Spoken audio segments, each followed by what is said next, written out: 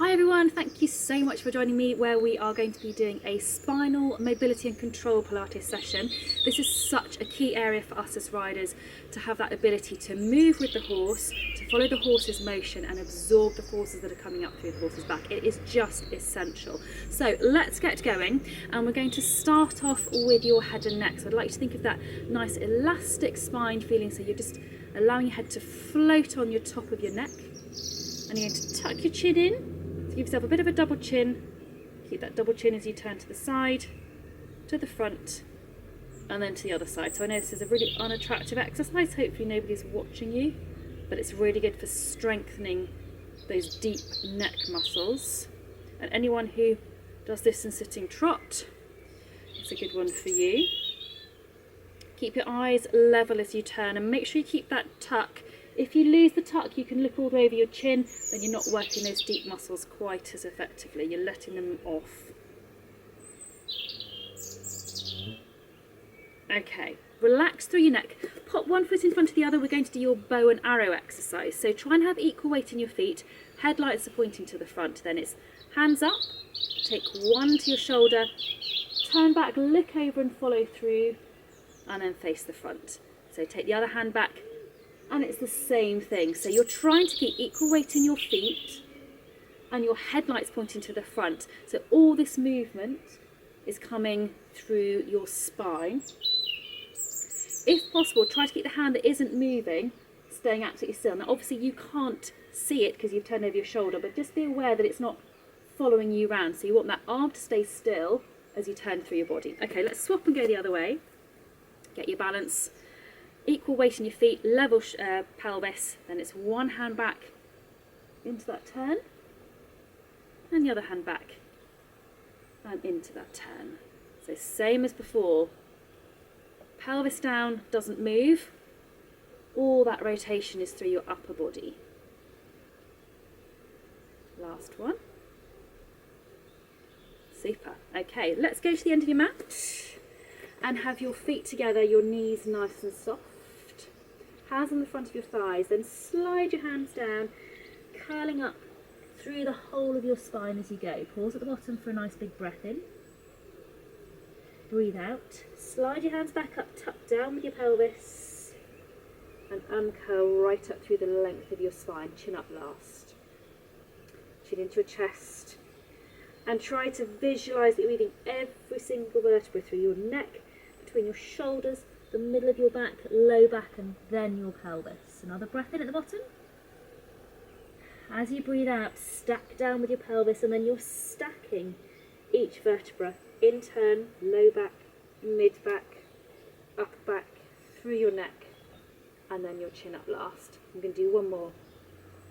Chin in, and again, every single vertebra as best as you can. Remember that visualization is a really good training method. So the more you visualize your spine moving each level in turn, the more likely it is to happen. Breathe in. As you breathe out, bend your knees onto your mat, and we're going into your Cobra position. So onto your tummy with your arms out to the side, elbows bent to about 90 degrees. Tip of your nose resting on your mat, and then you're scooping forwards and up, so you look straight ahead, and then straight down and scoop back in. You want to imagine you're drawing a J with your nose, so scooping forwards for the bottom, straight up for the back, straight down, scoop back in. If you want to go a little bit further, bring your arms slightly in front of you and slightly straighten your elbows. And then off you go again, same thing, but you're coming up onto your hands instead. With both of these, you want to feel that you're doing the reverse of what you just did with your roll down. So using the front of your body for that feedback of peeling up. Use your rib cage and your tummy, peeling up and then laying back down. Remember, your ribs are attached to your thoracic vertebrae.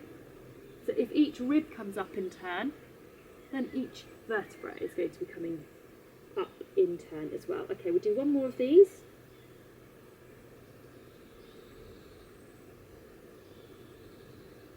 And then you're going to turn onto your back. No headrest for this one because we're doing your shoulder bridge.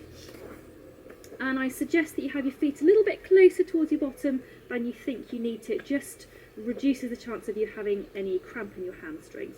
Then it's pelvic floor onto floor 3, imprint your low back, and then you're peeling up each vertebra one at a time until you get to the top of your shoulder bridge position. Make sure you can do relaxed breathing at the top, and then come back down each vertebra in turn through that imprint to neutral. Again, pelvic floor, imprint, peel up, relaxed breathing at the top, and then coming back down each vertebra in turn through your imprint. If that's a little bit easy, straighten one leg and you can carry on as you were, but by doing it on one leg, swapping the legs over at the top, still focusing on that nice imprint and that peeling up and laying back down. So don't lose the quality. If you find you give it a go on one leg and you lose the quality, go back to doing it on 2 legs.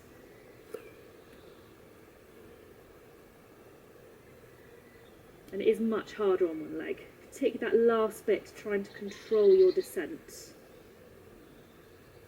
Okay, we're going to change it now, and you're going to do this with your hands up above your shoulders. So now you can't rely on your hands to give you any assistance, or your whole arms in fact give you any assistance.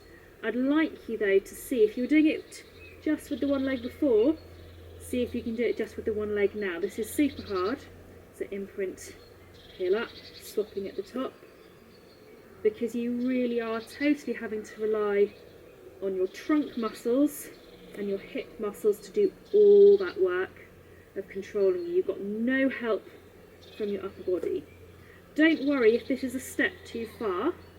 This is of course something that you can aspire to doing. Make it your summer project to be able to do this and have good balance and good control. And also, whichever version you're doing, soft hands, so you're not clinging on for dear life. Make this one your last one. Bring your hands down, bring your arms back down, and we're going to come up into sitting.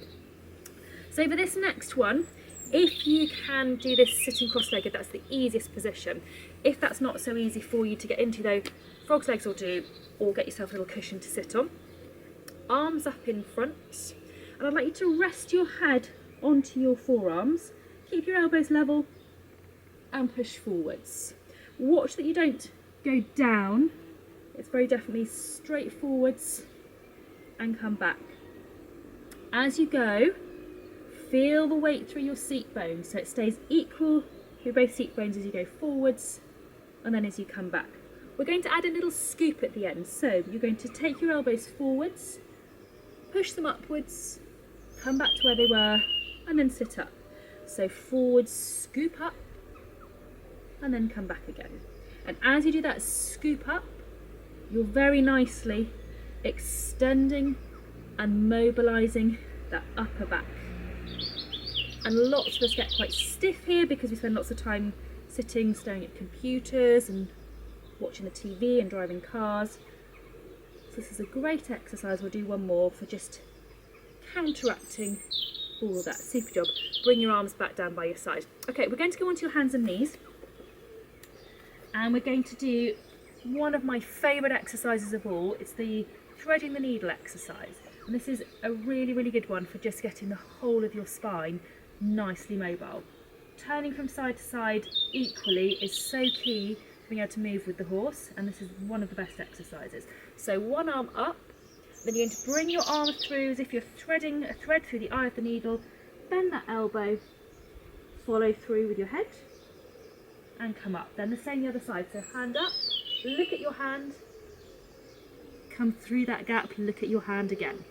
So your head follows your hand all the way, and that means that you're rotating through the whole of your spine, right from the top of your neck down to your pelvis.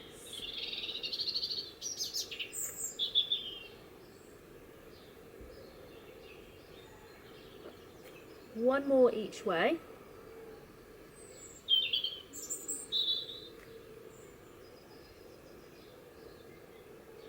Lovely. Okay, stay on your hands and knees, and we're going to do your cat stretch. This is a great one. If you do get stiff through your back, this is a really good exercise to do. You can do this one on the yard quite easily. I appreciate you may not want to always be on hands and knees in the yard if it's dirty, but it's a good one to do because it shouldn't be pushing you too hard. So arching upwards, you may find that you look between your knees, arching downwards and looking ahead. So again, you're using the whole of your spine, just in that bending and straightening, or what we would call flexing and extending positions. But you can really grade this one, so if you're particularly stiff, you can make it very small. And there's no weight and no force and no resistance to this one, so it's a really good one to do if you do get particularly stiff. Okay, then bring your hands back towards your knees and then sit back so your bottom's on your heels. And if you can, slide your hands out in front of you. Now I appreciate for some people you can't get your bottom onto your heels, so if you're hovering around here, that's fine. Just do what's comfortable for you. Get your hands as far forwards as feels comfortable. And then let your head rest as low as feels comfortable. And see if you can do a couple of nice deep breaths.